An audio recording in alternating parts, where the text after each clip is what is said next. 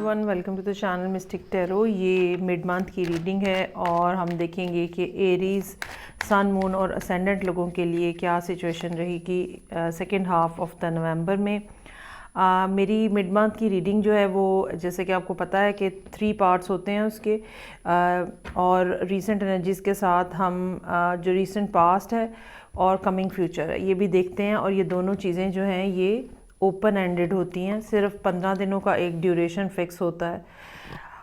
यहाँ पे recent past की जो एनर्जीज़ हैं उसमें मेरे पास एरीज़ के लिए मौजूद है king of wands, 2 of pentacles और व्हील ऑफ फॉर्चून।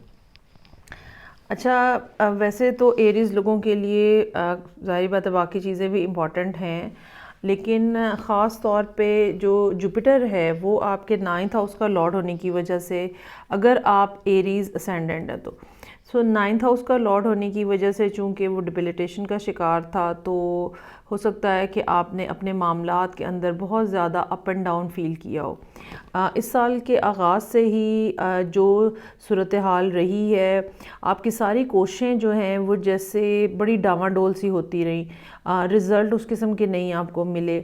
अगर आपने कोई ट्रैवलिंग की तो शायद वो भी आपके लिए कोई इतनी ज़्यादा इजी नहीं रही, चीज़ें इतनी ज़्यादा स्मूथ नहीं रही आपके लिए, और मामलात आपके कंट्रोल में जैसे बहुत मुश्किल से आपको मैनेज करना पड़ा, बहुत ज़्यादा एफ़र्ट करके आपको मैनेज करना पड़ा। कुछ इस किस्म की सूरत हाल जो है वो नज़र आ रही है रीसेंट पास्ट के अंदर, और शायद उसकी बुनियादी वजह जो है वो जुपिटर की मौजूदगी है। अब जबकि जुपिटर जो है वो बिलाखिर अपनी पोजीशन चेंज कर चुका है और एक्वेरियस के अंदर आ गया है, तो ये पोजीशन जो है ये एरीज़ लोगों के लिए, एरीज़ असेंडेंट लोगों के लिए बहुत ज़्यादा बेनिफिशियल होगी।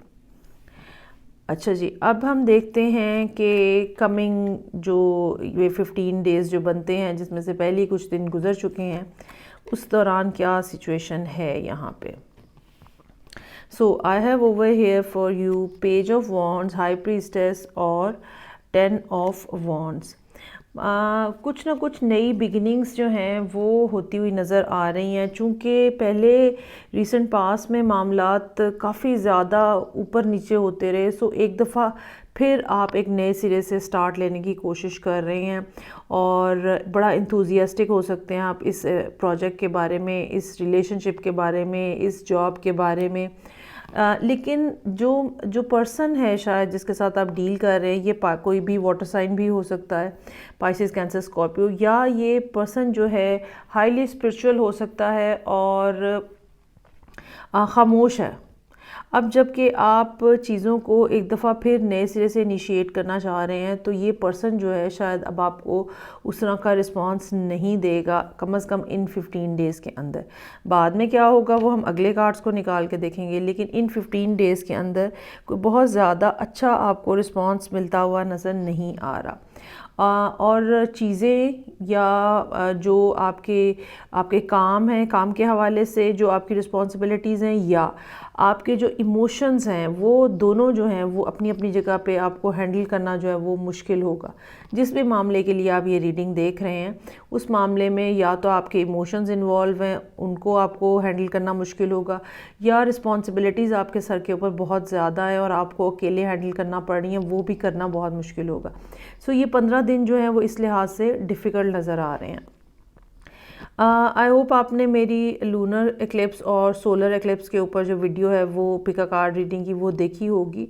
जो सूरत हाल एक एरीज़ लोगों के लिए यहाँ पे है, आपके 8th और 2nd हाउस के एक्सिस पे ये जो पहला एक्लिप्स है वो लग रहा है, और यकीनन 8th हाउस से जब आपके 2nd हाउस को देखा जा रहा है तो आपका जो स्टेटस है वो कुछ, उसमें भी कुछ डिफ़िकल्टी हो सकता है कि वो बातें जो आप कहना चाहते हैं, वो बात जो आप शेयर करना चाहते हैं, वो कम्युनिकेशन जो आप करना चाहते हैं, हो सकता है वहाँ पे आपको डिफ़िकल्टी फ़ील हो। देयर आर फ्यू थिंग्स जो कि मुश्किल है। हालांकि जैसे कि मैंने कहा कि जुपिटर बिलाखिर जो है वो अब एक्वेरियस में एंटर हुआ है, जो कि आपका लकी प्लैनेट है या जो कि आपके 9th हाउस का लॉर्ड है। तो वो सारी चीज़ें जो कि रुकी हुई थी रिगार्डिंग अब्रॉड, ठीक है, मुल्क से बाहर के हवाले से, चाहे काम था, चाहे पढ़ाई थी, चाहे लोगों से ताल्लुकात थे, वहाँ पे रुकावटें दूर होंगी।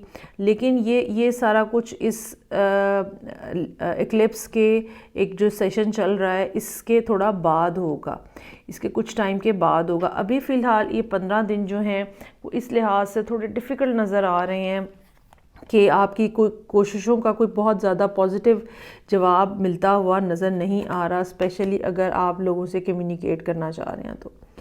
लेकिन कमिंग फ्यूचर में लेट्स सी कि क्या है। 6 ऑफ सोर्ड्स, जस्टिस और 9 ऑफ सोर्ड्स। ज़हनी तौर पे उलझने हैं और मामलात चाहे ठीक तो होंगे और ये कह लें कि बेहतर तो होंगे या बेहतर डायरेक्शन में तो जाएंगे, लेकिन इसके बावजूद कुछ चीज़ें ऐसी हैं जो कि आपको एंग्ज़ाइटी दे रही हैं और एंग्ज़ाइटी का बायस बनेंगी।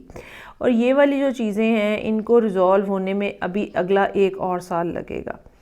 जहाँ तक ये मामलात हैं कि आने वाले दिनों के अंदर अगर आपका कुछ लीगल इशू चल रहा है, ठीक है, किसी भी जगह के ऊपर, तो वो भी आपको थोड़ा सा डिस्टर्बेंस देगा। हालांकि ये डिस्टर्बेंस जो है ये ऐसी नहीं है जिसमें हम ये कहें कि आपको कोई लॉस होने जा रहा है। इट्स नॉट दैट आप बहुत ज़्यादा चीज़ों का प्रेशर फील कर रहे हैं, अपनी एंग्जाइटी का लेवल आपका बहुत ज़्यादा हाई रहेगा आने वाले दिनों में।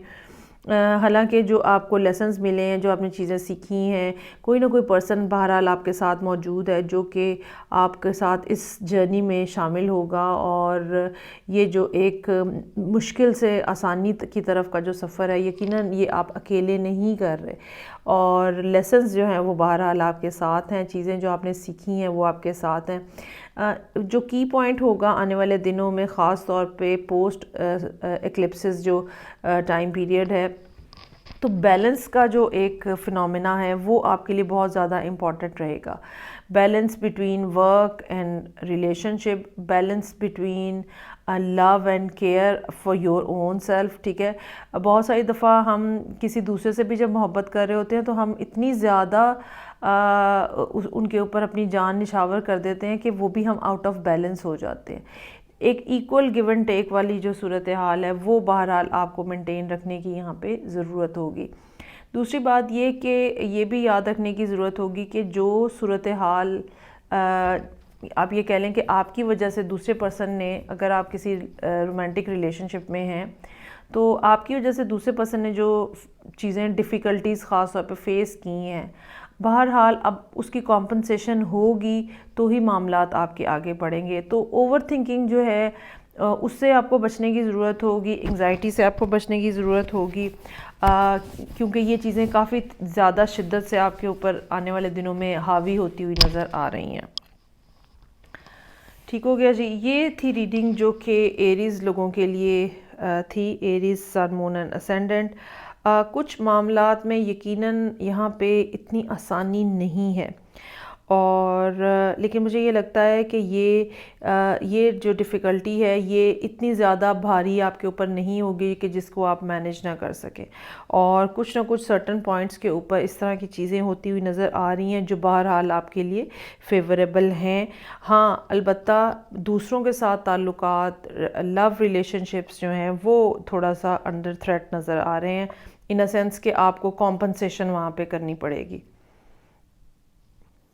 तो फीडबैक का मुझे इंतज़ार रहेगा और नेक्स्ट रीडिंग के साथ फिर मैं आपसे दोबारा मिलूँगी। तब तक के लिए अपना बहुत ज़्यादा ख्याल रखिएगा। खुदा हाफिज़।